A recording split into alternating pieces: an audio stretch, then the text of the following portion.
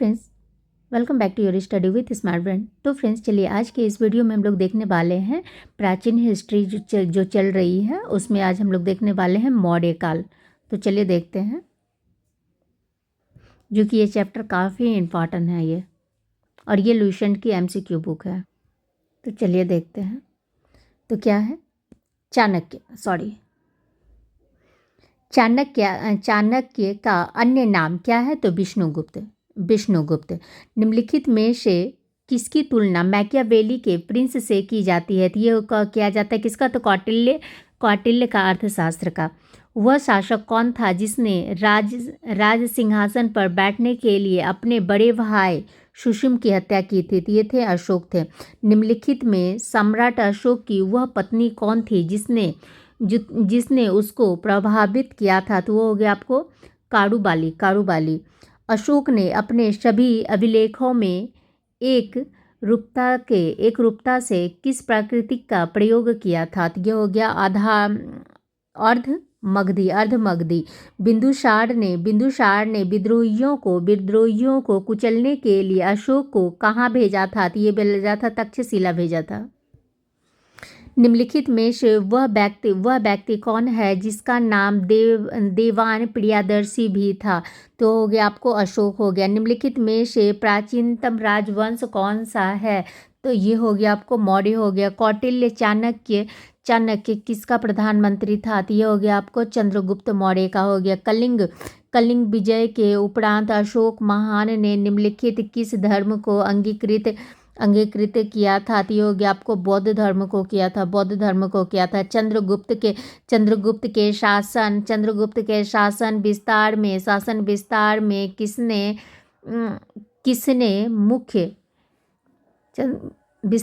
किसने मुख्य रूप से मदद की थी? तो ये हो गया आपको चाणक्य ने की थी। सांची किस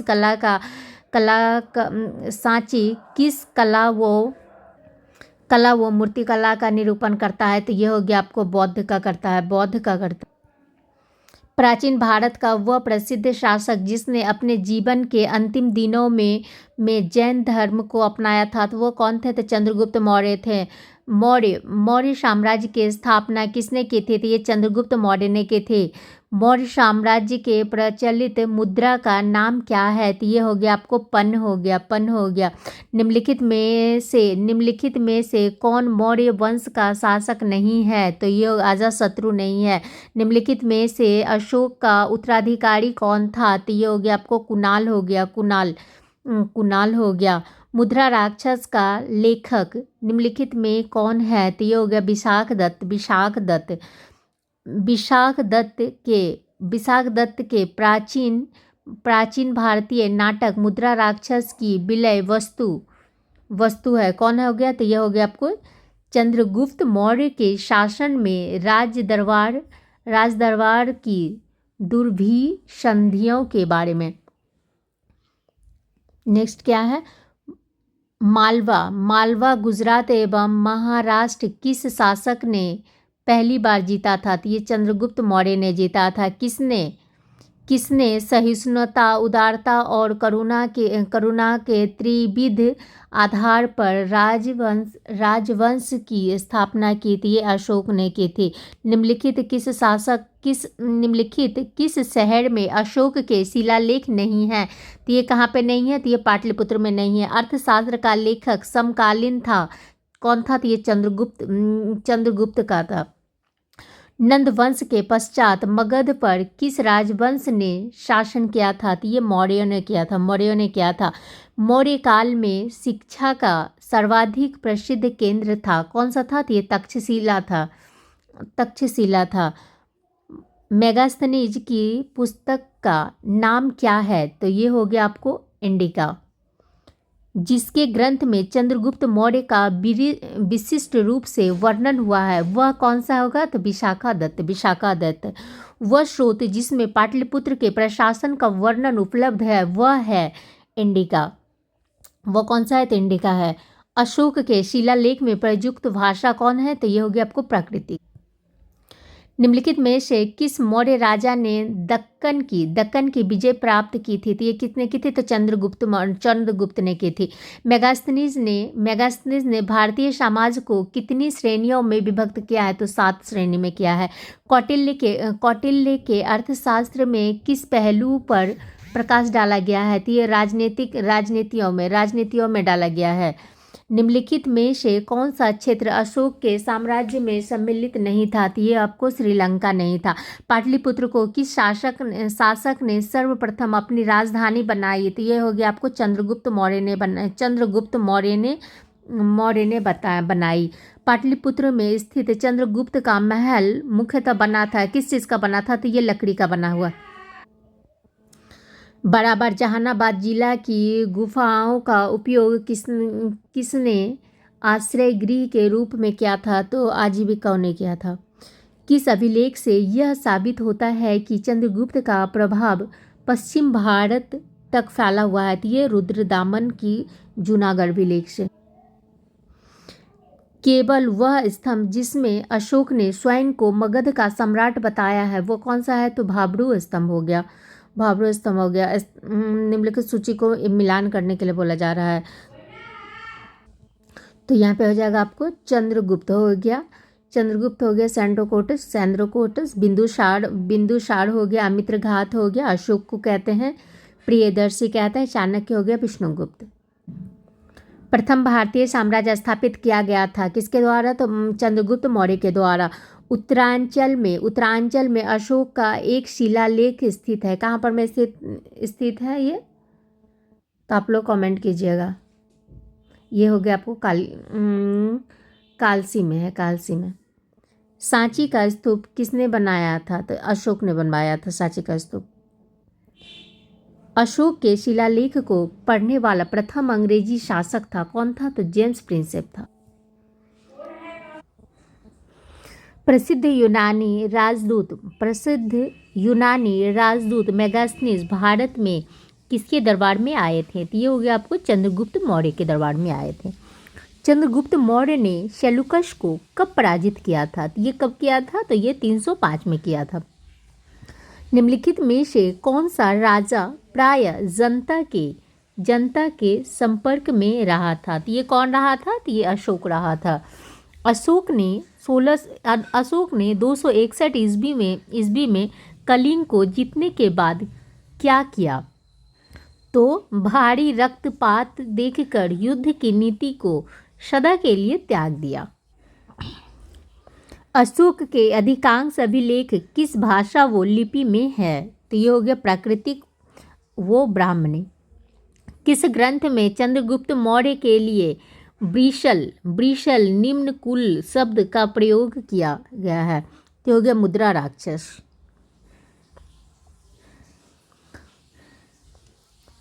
मौर्य नरेश के बारे में निम्नलिखित में से कौन सा कथन सही है? उन्होंने विकास किया था।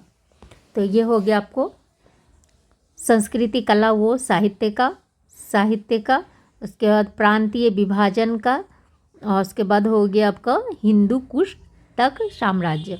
सो आंसर हो जाएगा उसका डी। अशोक ने कलिंग को मौर्य साम्राज्य में जोड़ लिया था। कलिंग दक्षिण भारत को आने वाले स्थलीय एवं समुद्री मार्गों नियंत्रण करता था। ए और आर दोनों सही है और ए आर की सही व्याख्या करता है। अशोक के जो शिलालेख संगम राज्य के बारे में हमें बताते हैं वो कौन है? दूसरा एवं 13वां कथन। ए और को देखते हैं। अशोक के राज्यादेशों के अनुसार धार्मिक निष्ठा की अपेक्षा जनता के मध्य सामाजिक समरसता अधिक महत्वपूर्ण थी। उसने धर्म संवर्धन के स्थान पर समता के विचार पर प्रसार किया। तो ये हो गया ए और दोनों सही है। निम्नलिखित में से किस राज्यादेश में अशोक के व्यक्तिगत नाम अशोक का उल्लेख मिलता है तो ये मस्की में मिलता है। निम्नलिखित वाक्यों में कौन सा एक वक्तव्य अशोक के प्रस्तर स्तंभों के बारे में गलत है? तो ये स्थापत्य संचालन के भाग हैं। श्रीनगर की स्थापना किस मौर्य शासन ने की थी? तो ये किसने की थी? तो अशोक ने की थी। उत्तरापथ तक्षशिला, उत्तरापथ हो गया तक्षशिला, दक्षिणापथ हो गया सुवर्णगिरी, अवंती राष्ट्र हो गया उज्जैनी, और प्राची पूर्व प्रदेश पाटलिपुत्र में हो गया। इसका आंसर हो जाएगा आपको ए।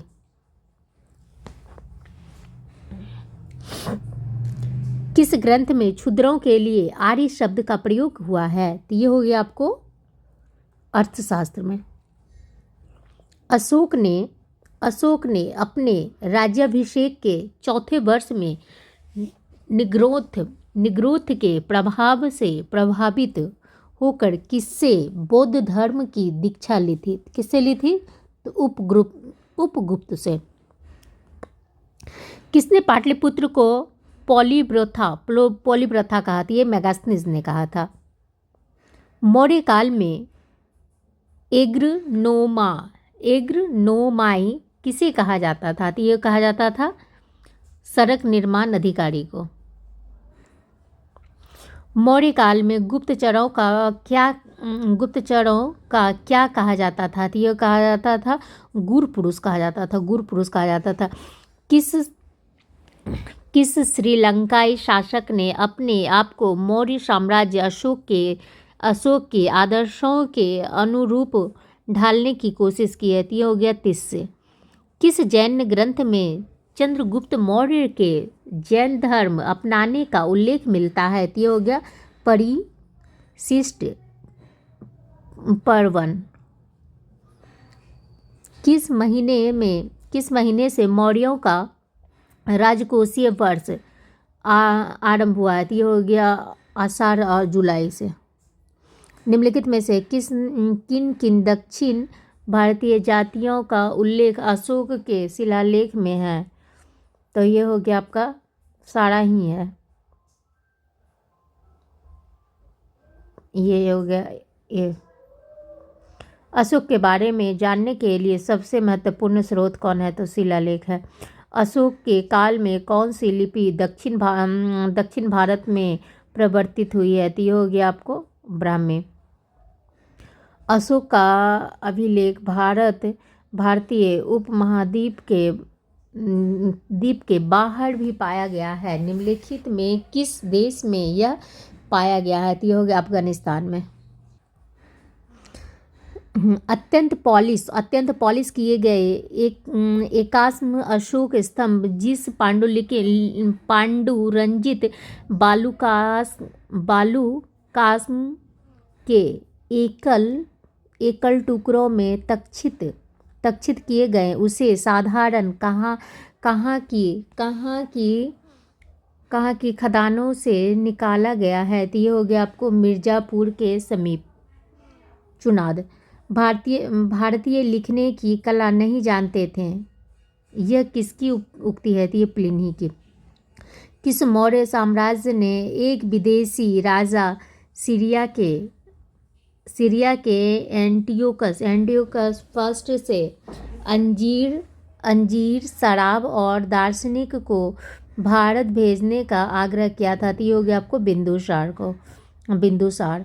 अशोक द्वारा कलिंग पर चढ़ाई की जानकारी के लिए कौन सबसे महत्वपूर्ण स्रोत है? तो ये हो गया 13वां बृहद शिलालेख। बिंदुसार की मृत्यु के समय अशोक किस प्रांत का गवर्नर था? तो ये उज्जैन का था। किस शिलालेख में अशोक ने घोषणा की है कि सारी प्रजा मेरी संतान है? तो ये हो गया पृथक कलिंग शिलालेख। कौन सी घोषणा युद्ध और हिंसा के प्रति अशोक के आंतरिक दुख को स्पष्ट करता है? तो ये हो गया आपको कलिंग का पृथक शिलालेख।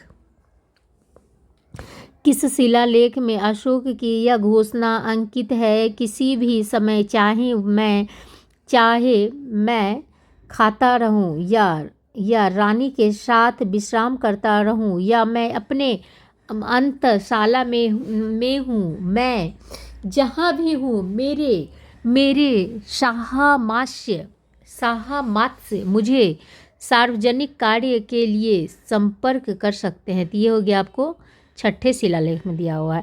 निम्नलिखित में कौन अवरोही क्रम में मौर्य प्रशासन के अधिकारियों का नाम बताता है? तो ये बताता है आपको प्रादेशिक राजयुक्तक। बिष्टी क्या है? तो बिष्टी है एक बेगारी। मौर्य काल में सीता से तात्पर्य है क्या? तो हो गया राजकीय भूमि से प्राप्त आय।